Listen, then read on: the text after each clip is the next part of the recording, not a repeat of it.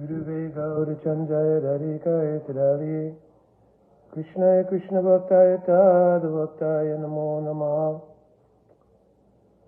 Vanchakalpaturubhyascha Kripa Sindhuvevacha Patitanam Pavanebhyo Vaishnavebhyo Namo Namaha Jaya Shri Krishna Chaitanya Prabhu Nityananda Shri Advaita Gadadhara Srivasadi Gaura Bhaktavinda Hare Krishna, Krishna Krishna, Hare Hare, Hare Rama, Rama Rama, Hare Hare. My Dandavat Pranam devotees. So, we are continuing with our question and answer sessions. I got a message from one devotee who talked about the phrase, "You're not the body." And he mentioned how the phrase, "You're not the body," or "Have you realized you're not the body," how it's so commonly used in our Vaishnav Mandal. And he inquired, what does that really mean? Because the sort of common understanding is that a person has realized that they're not the body, meaning they realize that they're the servant of Krishna, that they're the Das of Krishna, or that one has realized their spiritual identity, or that one is simply not acting in material consciousness. So there are a variety of kind of meanings which have been associated with the idea of realizing you're not the body. So perhaps to give some perspective to that phrase and to give some more clarity to the definitive position of realizing you're not the body, we want to speak a few things from Guru, Sadhu, and Sastra. Excuse me. So one is that Sri Sanatana Goswami Pad in Chaitanya Charitamrita, he asked Chaitanya Mahaprabhu two questions. Kayami, Kenyamai, Jare Tapatrai. Who am I actually, and why am I suffering? The summary answer that was given by Sri Chaitanya Mahaprabhu really speaks to this whole thing about realizing you're not the body, because it sets the template for what that really is. So Sriman Mahaprabhu's answer obviously was, Jivera Sarup Hoye Krishnera Nitya Dasa Jivera Tatasta Shakti Ved Abed Prakash. So Mahaprabhu told that you are by constitution, the Das of Krishna. And the reason that you're experiencing suffering is because you are of the nature of Tatashta Swabhav. So sometimes devotees think, when they hear Tatashta Shakti, they think of it as a region or a place from which the genesis of the jivas have come, and because they've come from this region, they're called Tatashta Jivas. But in Jaiva Dharma, if you read it very closely in the 15th chapter, Srila Bhaktivinoda Thakur is asked the question by Brajanath, can you please explain what is Tatashta Swabhav? So this word Swabhav is very important to understand, because Swabhav means nature. So he's asking the question, what does it mean to be of the nature of Tatashta? Not describing a region and so forth and so on. All of our acharyas have described there's actually no physical locale. There's actually no place which is called Tatashta. Even my Guru Parapadma clearly said that this is a sort of pictorial example which is used. And of course, Srila Bhaktivinoda Thakur, in that very same chapter of Jaiva Dharma, he gives many examples to illustrate Tatashta Swabhav by describing pictorial examples, like from the Brihad Aranyakya Upanishad, he describes the nature of a fish that swims from one bank to another. He also gives a description ontologically to explain it of a line of demarcation between land and water. So all of these were examples to point out or try to illustrate what it means to be Tatashta Swabhav. So what does actually Tatashta mean? Tatashta means a Shakti of Bhagavan's called Tatashta Shakti. So, Purasya Shakti Vidvidaiva Shuryate Swabhavati Bhala Gyan Kriyacha. Shri Krishna Bhagavan has unlimited Shaktis, and they're all swabhavically working. It means they're all automatically working in the fulfillment of his own desire. So one of those Shaktis is called Tatashta Shakti. The actual identity of the soul is called Atma. So sometimes they're called Jivatma, because also one Shakti of Bhagavan is called Jiv Shakti.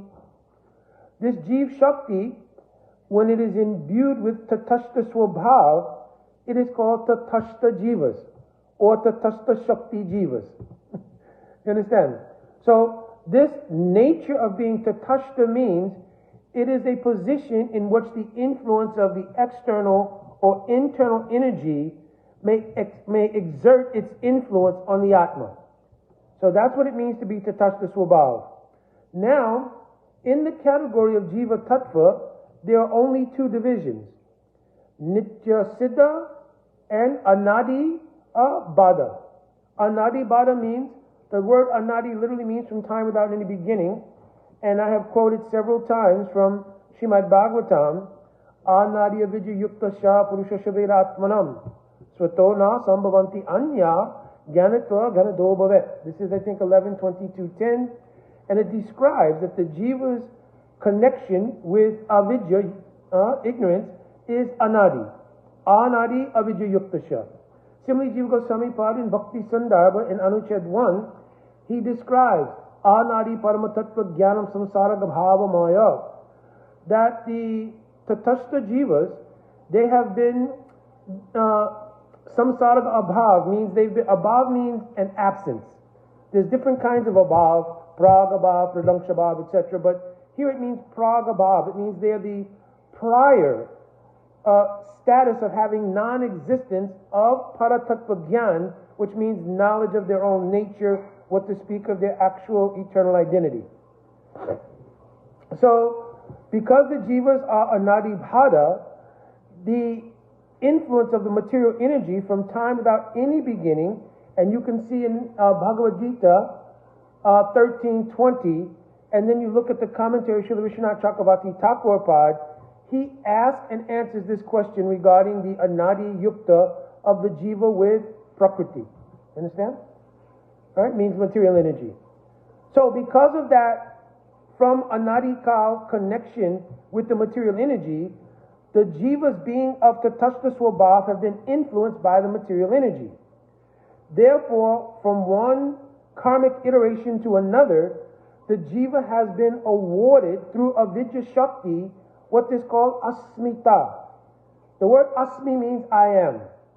Right? Just like a very popular prayer to Shrimati Radharani, Tavai na jivami tvaya etc. So asmi means I am. So ita is also a condition. So avidya is giving a identity, asmita, I am something, right? I am someone, right? But in order to give substance to that asmita, it requires the influence of the spiritual or material energy. And in this case, because avidya shakti is awarding the conception asmita, right? And here asmita means I'm something other than what I actually am. Because Jiva Goswami Pad also wrote in Paramatma Sandarbha that the jiva's paramaika seishitva. The word seishitva means it is a energy. Seish means like the remainder. So the last part of the jiva shakti coming from Paramatma is the anadi bhada jiva.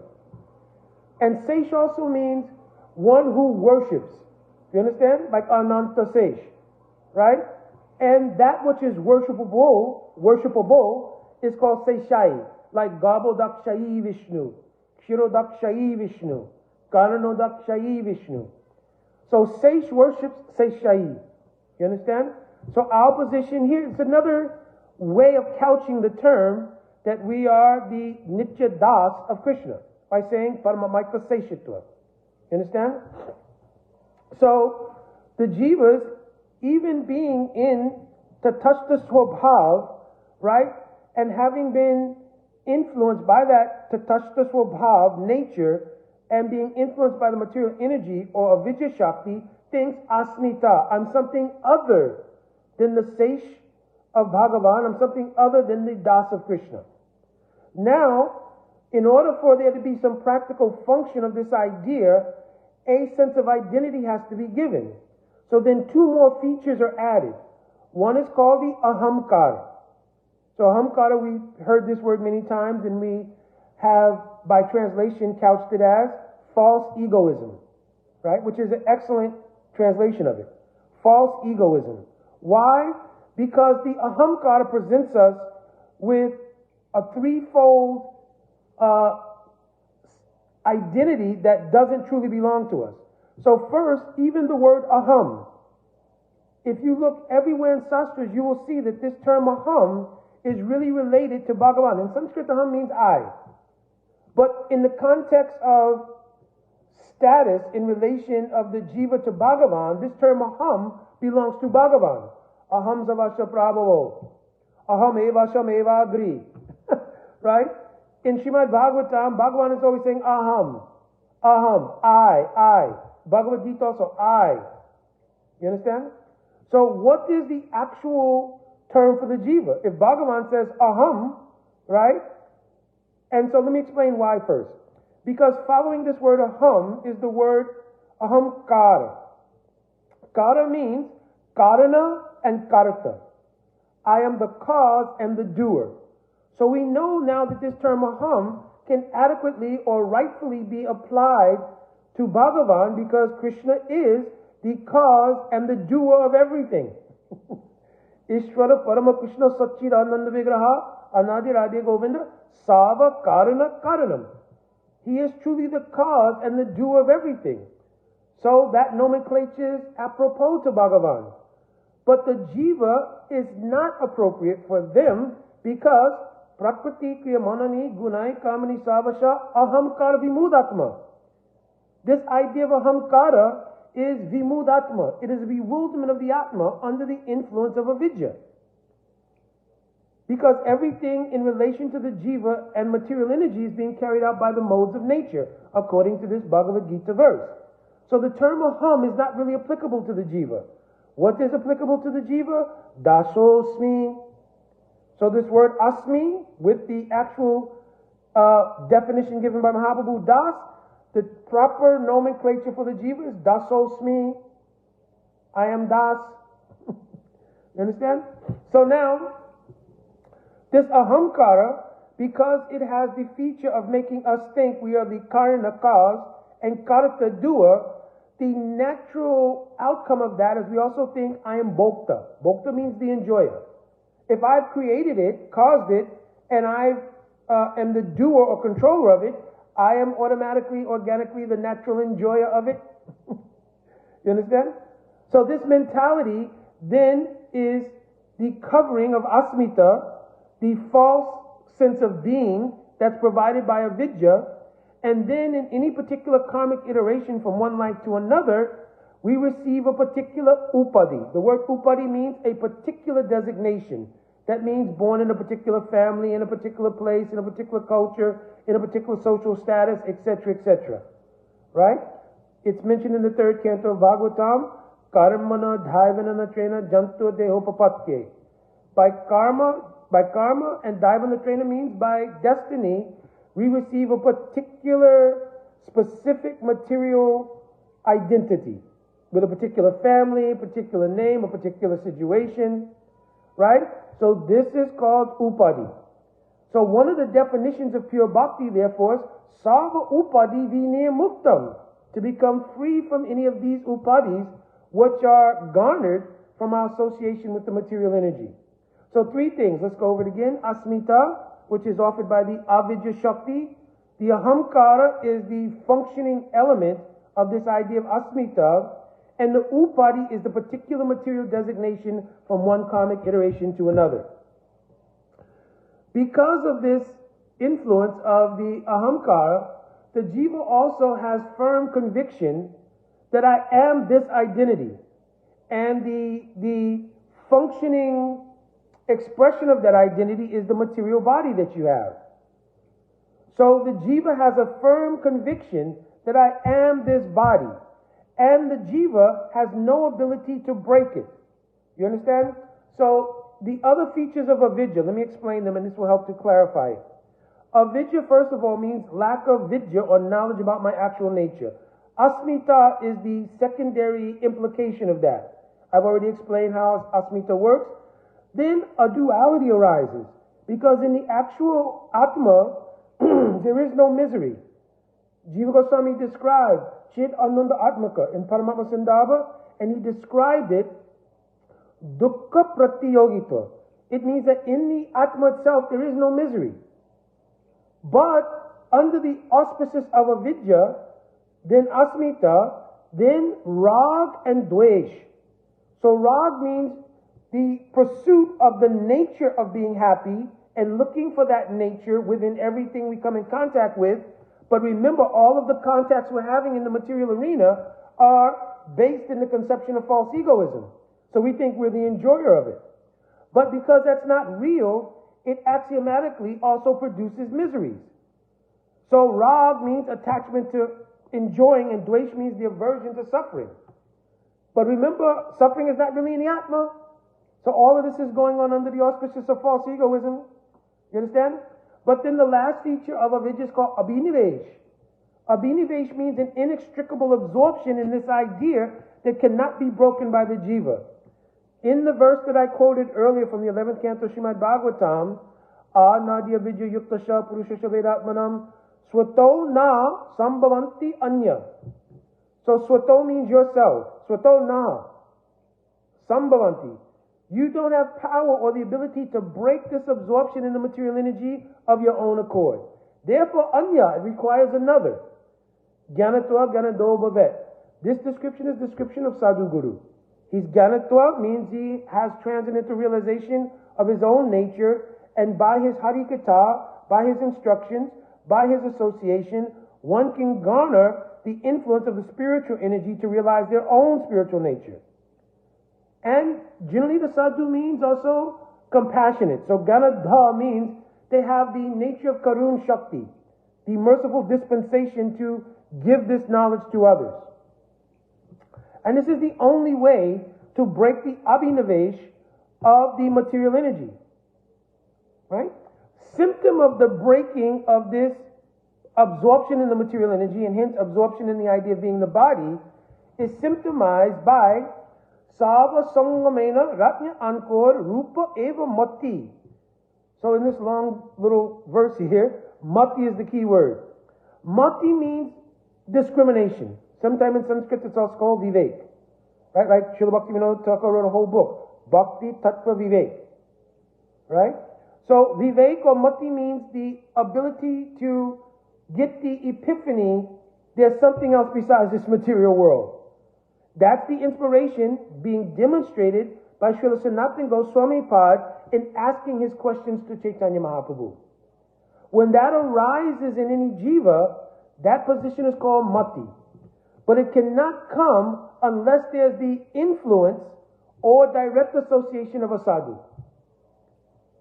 Therefore, our Srila Prabhupada, my Guru Pada Padma as well, they all gave very much emphasis to being merciful enough to go out and do Harinam, distribute books, distribute prasadam, invite people to the temple, etc. Because all of these activities give what is called Bhakti Unmukhi Sukriti. The word Unmukh means to turn towards God. This is the meaning of the word Unmukh, to turn towards God. But in order to do that, one is that the absorption in the idea I am this material body and identity has to be broken. Because I explained already what is abhinavesh, the vicarious identification that is has us bound inextricably right to it. And the only way to break it is through the influence of a sadhu. What is it that the sadhu gives? In their Harikatha, Srila Prabhupada's books, or the books of our acharyas, what is it that's being given? It is called Shraddha. Therefore, our acharyas have said, first, Ado Shraddha. First there must be faith. And this faith works in different divisions. I'm not explaining all here, but it's all there in Ujjalu, not Ujjalumani, but in Madhurya Kandamini. Grantha of Srila Vishwanath Chakravarti Thakur. All of these things are there. So Adho Shraddha. First, there's some contact due to Bhakti Unmukhi Sukritis with Shraddha emanating from a sadhu. Right? So that first emanation will be simply the influence that stimulates connection with the Bhakti Unmukhi Sukritis and has the ability to give rise to Mati. That epiphany, what is this? This material world cannot be the all in all. What exists beyond this body? What is there after death, if anything? And all these kind of questions arise in that state of Mati. Understand? Then by the influence of the Shraddha Shakti, coming from the Prabhav, means influence of a sadhu or the association of a sadhu, directly or indirectly, Shraddha has a unique power. Shraddha Anupayani Varajam Bhakti Unmukhi Chitta Vritti Visesh. Shraddha has this, Vishesh means special quality, that it can not only break the Abhinavesh or inextricable absorption in matter, this material body, but it turns the functions of the Chitta, means the subtle body, towards Bhagavan. Now once you turn towards Bhagavan, there's this huge path. Now, will I walk that path? You understand? This is also a very delicate position, because at the time that one turns towards the path of spirituality, the floodgates of many paths also flow into that. What about this path? What about that path? What about this path?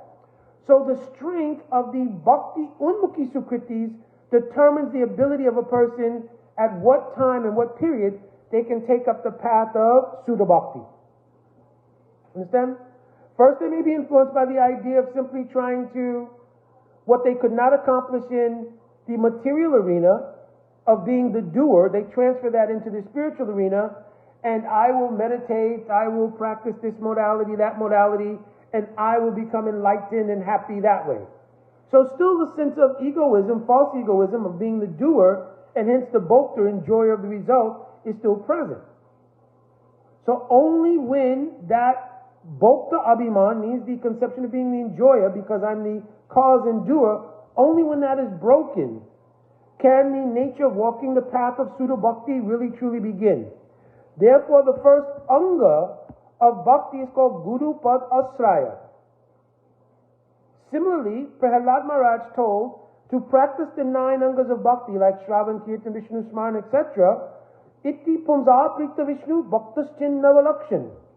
One has to do Pums Arprita, means Saranagati. Similarly, Rupa Goswami wrote the very first of the 64 practices in Bhakti, Guru Pad Asraya. It also means Saranagati. In Chaitanya Charitamrita, Shri Krishna's Kaviraj Goswami is writing, Diksha Kale Bhakta Gone Atma Samarpan. One has to do Atma Samarpan, Saranagati.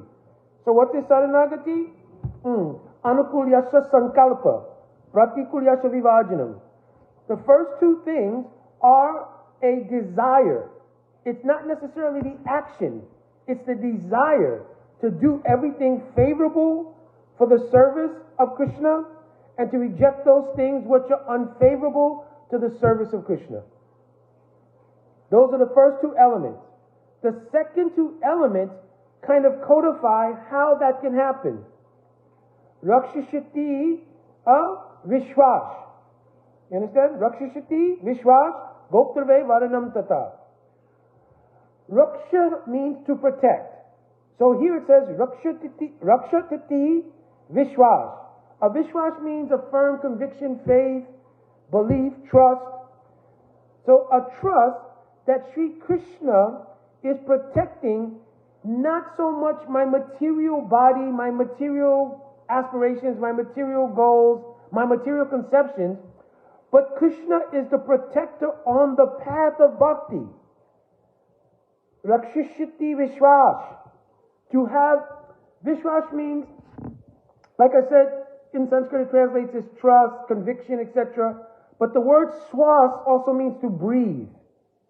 So a kind of conviction in this fact that Krishna is my protector, that in my pursuit of bhakti, everything that's needed to protect and nourish that will be coming from Bhagavan, more particularly through the agency of Guru, who Sakshaharitva means he's directly the agency of Bhagavan in my purview, right?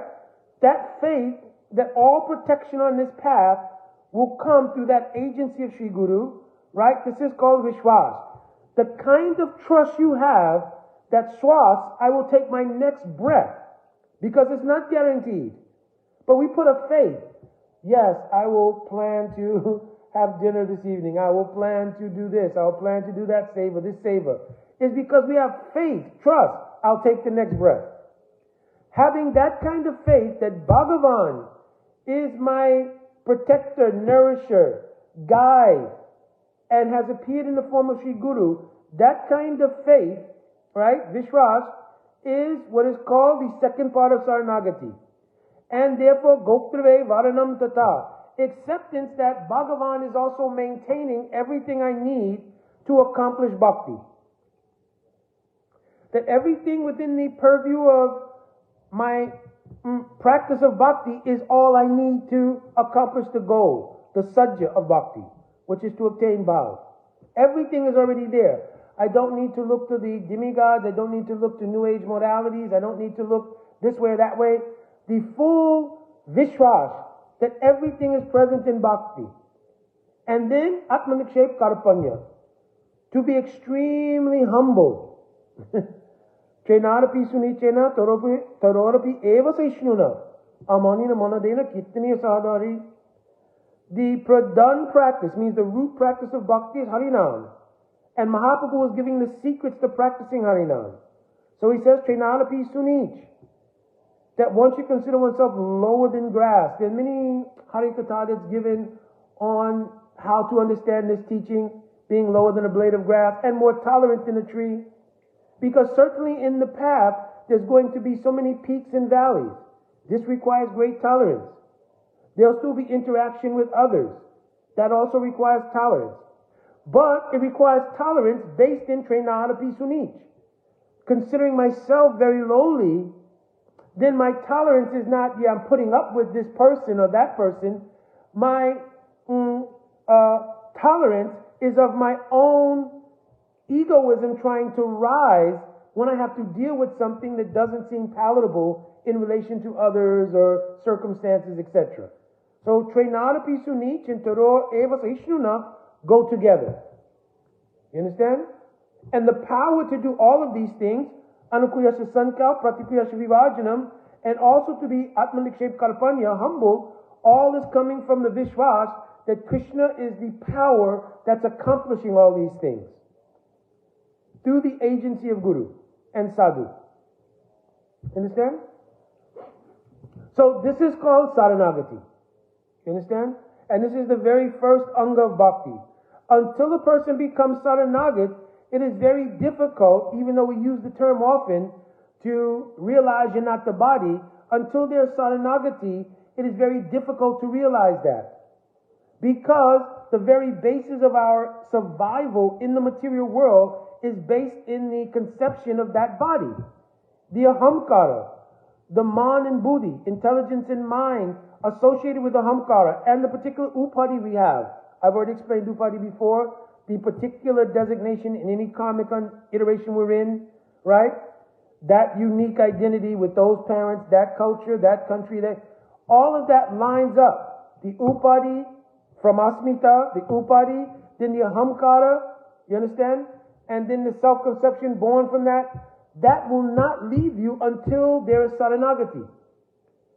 In Saranagati, what happens is explained in Chaitanya Charitamrita. I quoted the first part of this verse. Diksha kale bhaktagone atma samarpan. At the time of giving diksha, right, if that devotee in receiving the diksha is Saranagat, se kale Krishna tare kare atma sam.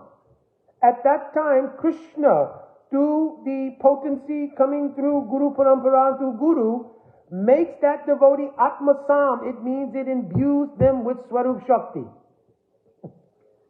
Now this Swarup Shakti will come in incremental stages. From Shraddha Sadhu Sangha, Bhajan Kriya, Anartana Vritti, Nishta Ruchi, Asakti to Bhav. And then in Bhav, one will practice in Bhav Avas, means in the consciousness of Bhav. And then after giving up this body, one will go to wherever Krishna is performing his Prakat Leela, and one will receive a Vastu body, means a body composed actually of Swarup Shakti. And there one will undertake Anugatya of any Nitya associates of Bhagavan in the particular mood for which they have developed attraction. You understand? And they'll receive training there. And then in Nitya Gokul or Nitya Golok Dham, they can eternally express that particular reality. You understand? So this is how the Swarup Shakti unfolds in incremental stages of what I was just describing.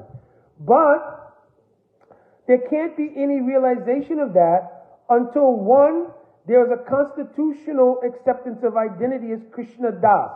And there are many things that we do throughout the day to reaffirm that. When you get up in the morning, you say, Nama Om Vishnu Padaya, whatever your Guru Pranam is, you understand? But the very first word is Namaha. Namaha means affirmation of Na Aham Mameti. I'm not this false egoism. Na Aham Mameti. Not I and mine, you understand? But it then indicates if there's not I and mine, the only thing that's left is I am Bhagavan's. Therefore, Dasitva is the organic growth of the affirmation Namaha. Na'ahamameti gives rise to the reality that I am constitutionally the Das of Krishna. But the speciality is that the Diksha received from Gurudev, which is why I quoted that verse from Chaitanya Charitamrita, is because generically being the Das of Krishna is not a particular relationship with Krishna. Just like if you meet someone and you introduce yourself, hello, my name is Jane, and the person says, hi, I'm human being, we would think that to be a little bit strange. Constitutionally, hopefully, we're all human beings. Of course, there's 400 different categories of human beings and very many nuances within that. But just in a general sense, right, if somebody in common parlance introduced themselves, hi, I'm human being, right? Either we think there's something quirky about that or it's some particularly unique thing or something, but it means the explanation of a generic status.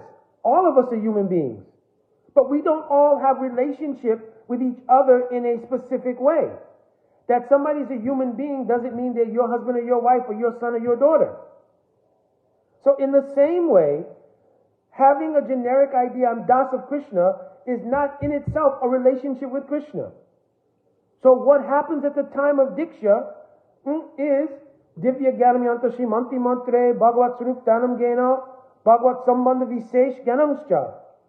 Sri Guru at that time, after having given you Nam, because Nam is Radha and Krishna themselves. So according to maturation in Adhikar, one has some realization of that. But then in the time of Diksha, when a devotee Sadhanagat, Gurudev gives then the Visesh Sambandha Gyan. What specially is your relationship to Krishna? How does Guru know? Just like it is not an accident what karmic portfolio you have in one life to another, it is not an accident whom ends up being your Guru. Chakudan dilo ye janami janami Prabhu say, you are my Lord birth after birth. Not first life, this was my Guru. That's why Guru Tattva is a very important thing. And that's why it's also very important to not try to institutionalize Guruship or institutionalize Guru Tattva. Because the reality, Rupa Goswami has also explained, Praptanaka Aduni Chasti Yat Sat Bhakti Vasana. We also have previous Bhakti Sanskars. And those sanskars are the things that lead you to the lotus feet of seeing your Guru again in a particular life. So when you're able to identify your Guru in that particular life is a very amazing and wonderful and very deep thing, because Sri Guru and Sishya is the only actual relationship of love in the material arena. Now, devotees in their relationships, it is called Priti Lakshan. Rupa Goswami told in Upadeshamrita, adadati pratagrinati guyamakyati pritchati bhunkte bojayate eva bhunkte bojayate chaiva sadvidam pritti lakshanam. It has the lakshana of pritti because Krishna is in the center of it. But the actual Guru-Sishya relationship, because Guru is Sakshararitva, because Kintu Prabhuya Privatasya, he's the very dear eternal associate of Radha Krishna. And therefore, he can unconditionally bestow love and can give you the power to unconditionally reciprocate it. Therefore, this is the first relationship of love. So this is a very, very powerful and important reality. And it is Guru who gives the particular nature of dasatva you have in relation to Krishna. Is it dasatva of Vaikuntha Pati Narayan? Is it dasatva of Ramchandraji?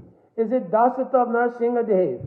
Is it dasatva of Krishna? And is it dasatva of Krishna in Dwarka? Dasatva of Krishna in Braj?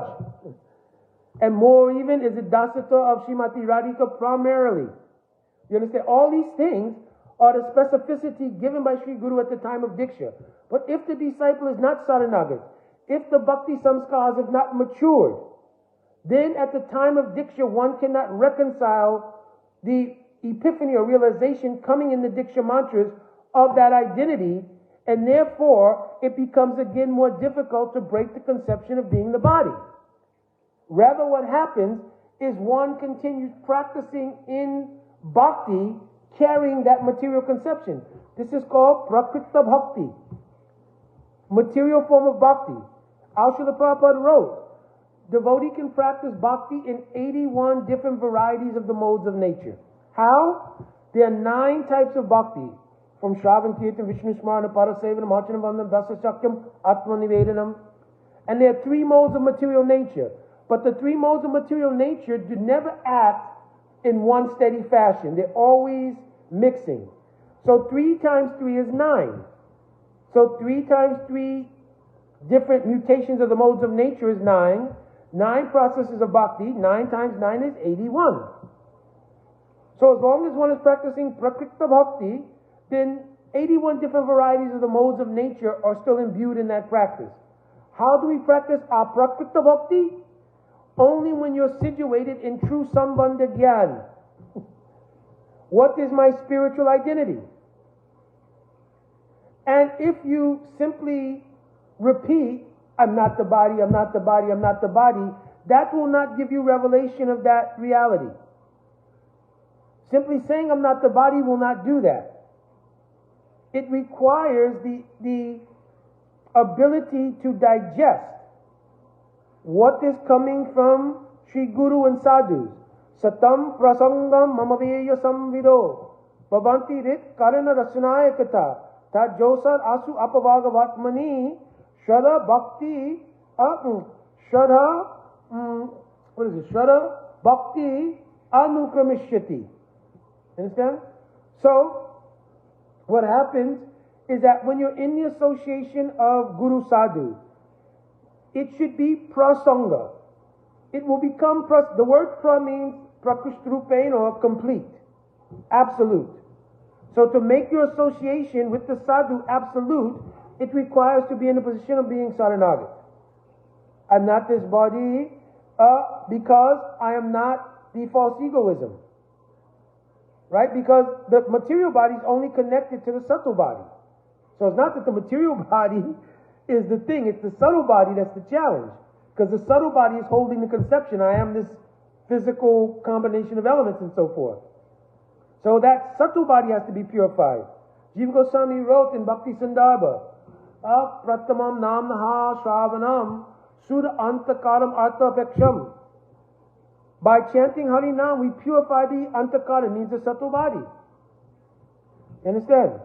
Then when that's becoming purified, then when we receive Diksha mantras, the epiphany of the actuality of Diksha takes place in the consciousness and reveals the specificity of the dasatva one has with Krishna. You understand? When there is that epiphany, that understanding, and one thing also that I've spoken a lot in traveling and preaching is that in doing bhajan practice, we cannot impose on bhakti. Oh, I'm very fallen.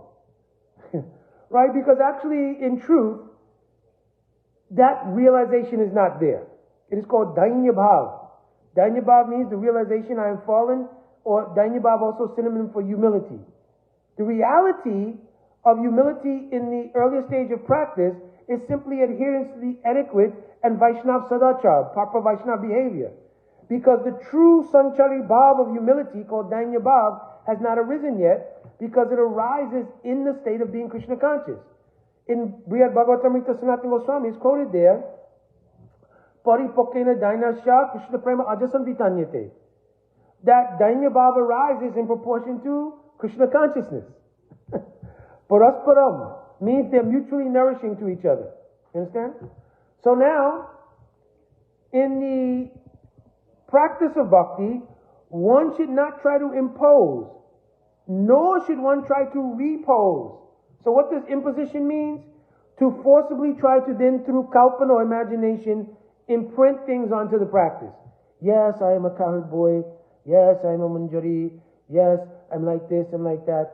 So don't by kalpana try to impose. You understand? Bhakti itself is revelatory in nature. And if you're practicing properly, revelation will come. When revelation comes, one should keep it in the Hridoya Mandir. Means in the heart. You should not speak it out from your mouth except to Shri Guru. Shiksha Guru or Diksha Guru, you can speak. And then Guru can do Ruchi Pariksha, really examine your Ruchi. Yes, this is truly on the right path. But ordinarily you're not speaking these things. Oh yes, I'm realizing this and that. Right? Because what is attached to that then becomes the ahamkara, false egoism, and it becomes another designation within false egoism. And it gives rise to what is called prakrita sahajavad. Prakrita means material conception of relation to spiritual reality. Material imposition on spiritual reality is called prakrita sahajavad. Understand? Also, don't repose. Well, I can't be having this kind of realization because I'm too fallen. You should be sakshi, be a witness to bhakti. Be saranagit, be in the position of a witness, do your duty, because your practice is your invocation and plea for bhakti to show you mercy. When bhakti shows you mercy, Gurudev, Mahaprabhu, Shri Radha Krishna, so merciful. Put in your Hridoya Mandir and take nourishment from that in the various stages, from Shraddha all the way up to Bhav. Take nourishment from that. Understand? So my overarching point here was that simply the idea you're not the body and simply repetition of you're not the body, implementing you're not the body as the standard response to every single thing, right? It will not make you not the body. You'll have to understand within the context of the practice how you're not the body. And how will you have darshan of these things? Shruta ikshita pat, on the path of hearing. Shruta ikshita means to see through hearing. So we will not be always looking, oh, where's Krishna? I didn't hear any ankle bells. So we won't be looking for sensory perception of an experience. We should be looking for revelation coming from a digested, heard experience. So the earlier verse I was quoting, Satam Prasanga, Mama Virya Samvido. Samvad means, Samvad is like Ramananda Samvad.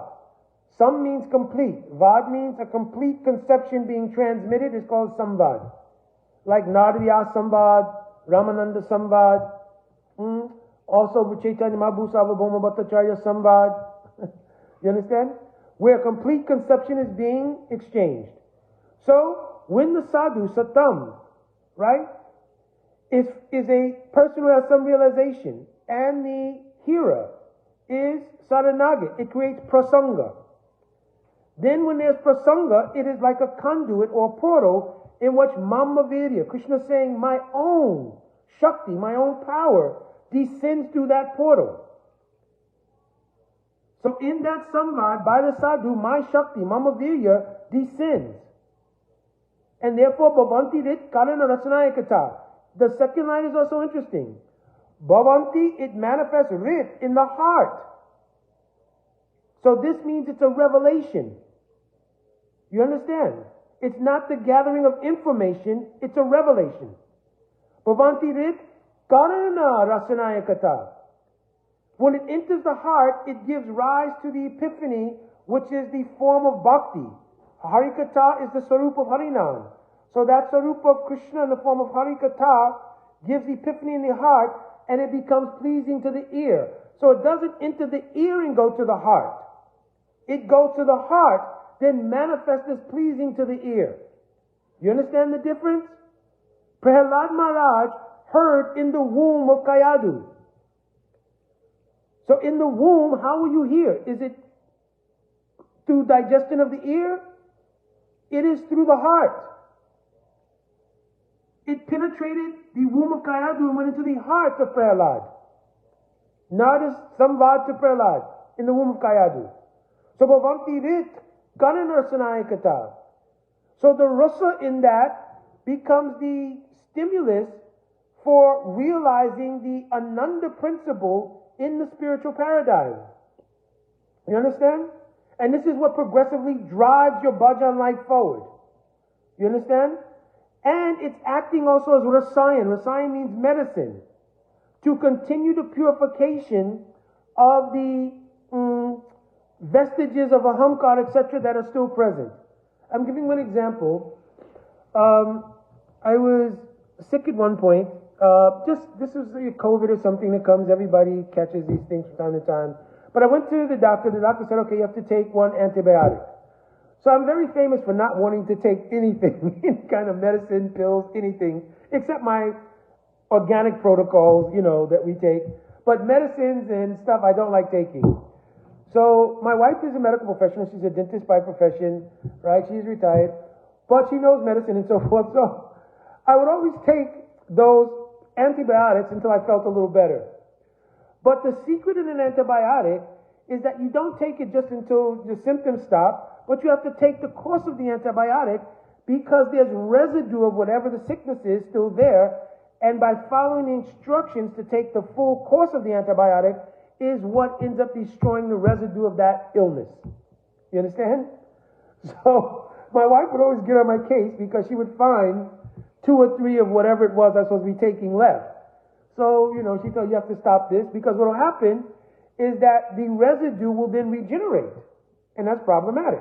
So you want to take the full course and make sure the residue is killed off, right, for lack of a better word. So in the same way, in our practice, we want to keep the nourishment of hearing Hari Katha, being in the association of sadhus, and doing seva and doing bhajan practice. Because if you're in association with sadhu and you hear so much but you don't apply it, it's like me not taking the antibiotic. You understand? So then it will not kill off the residue of the abhiman coming from ahamkar. And if you don't kill off that abhiman coming from ahamkar, you can never not realize you're the body. The ahamkar is particularly there to reaffirm I am the body. Because we, by nature, we are crave existence. The nature of the Atma Sat means existing, and they're cognizant, this means chit, and Ananda I described earlier. Ananda is the absence of misery, and Rasam Eva Labdhananda Bhavati, the potentiality of growing in bliss to unlimited degrees. But in the Atma, prior to the descent of Swarup Shakti, it only operates as the absence of misery. You understand? So, we crave existence because we are by nature Sat. So, our only existence that we've known from time without beginning has connection with this false egoism. Asmita, ahamkara, and upadis. In one karmic iteration after another. So that ahamkara will not die easily. And the only way it can truly be replaced is if the reality of the identity you have spiritually is present. In the presence of that spiritual identity, the false identity can recede. Other than that, to protect the consciousness of existing, ahamkara will maintain itself. Because it won't digest the idea you're nothing. Therefore, even the fear of death is a reaction of ahamkara to the idea of not existing. That's what the fear of death is. It's the reactionary principle in the ahamkara that says, I want to exist. So only when you are established also in your eternal identity can the fear of death also be gone. Understand? Because then there's knowledge, not just of your eternality, but you're operating in the internal reality of an identity. In another video, perhaps I will describe, I know at our Bhakti Intensive, we're going to go into detail of what is Sambandha Gyan, because how to understand in growing increments what is your spiritual identity, that has to be understood. Because again, other than that, then imagination will be put in, and if you try to put imagination in, it is coming from false ego, so it's a false sense of who you are. If you want the real identity, it will have to be born from understanding of what is your diksha and how it grows from conception to application to the awareness, and from awareness it grows into actuality. You understand? These things we'll discuss at the intensive. I'm trying to see if it'll be recorded. One devotee's doing on a special platform called O Connect. I don't know that much about it, but he's going to do it on that platform. I would imagine you have to get the O Connect. I'm not sure how that works either. I may also try to do on Facebook like this. Problem here is that sometimes the length of the class may be too much, or something may happen, and so forth and so on. Anyway, we'll have to see. So it's in June that the intensive, Bhakti Intensive is coming up, and we'll have some discussion on these things. But I wanted to answer this devotee's question for one, or his writing, about the idea of the common parlance in Vaishnava Mandal of you're not the body, and how to make that a more realistic statement. And without understanding, I don't know how it would be possible. Right? You can't just keep saying, I'm not the body, I'm not the body. Or if you're hearing Harikatha, sometimes that even gets weaponized. Right? Somebody will ask a question regarding further development in bhakti, and they'll say, first try to realize you're not the body. Well, the answer to that question is what will help them realize they're not the body. So, I spoke on this the other day too, keeping a culture of inquiry versus a cult of compliance. Because if you don't explain things, if you don't first yourself understand what has been given by Guru and our Guru Parampara and our previous acharyas, if you yourself are not clear on it, and I'm always asking questions to my seniors to get clarification or get correction, right? So, if you don't do this, first of all, you're missing a big part of bhakti, right? Which is called pariprishna. The ability to make inquiry and get those inquiries sufficiently dealt with. You understand? If you don't do that, then what will happen is that in the cult of compliance, where people are afraid to ask questions, and there are people who can't answer the questions, what begins to happen is automatically, because we're practicing something and we want to unfold, the ahamkar will automatically, by default, start giving impressions coming from imagination about these things. And then 5 kinds of corrupted knowledge will come about. My Guru Bhai Prem Prabhu, he wrote a very nice book called Gaudiya. He didn't write the book, he translated the book of Bhakti Siddhanta Saraswati Thakur called Gaudiya Darshan. Very highly recommended, because he gives good explanation of the different kinds of corrupted knowledge, like Prayasthana Gyan, Sankirna Gyan, Vivarta Grasta Gyan. So, anyway, you can try to see if you can find this book. It may be online and so forth. But also, in our Gaudiya theology in general, this idea is that Bhaktivinoda Thakur has also dealt with this, different kinds of corruption in the reception of knowledge. You understand? So, point being, try to be in good sadhu sangha and to hear these things continually, because one meaning of sadhu sangha means, or anugatya means, anu means continuously. So being continuously in that association, and also following. Anu also means to follow. So by behavior following it, and also anu means anutva, or humility, with great humility. All right, I do have some other services to perform here. So I'm offering my Dandavat Pranam to all the devotees. Vancha Kalpataruvishcha, Kripashinduvevacha, Patitanam Pavanevyo Vaishnavevyo Namo Namaha. Jai Radhe Radhe.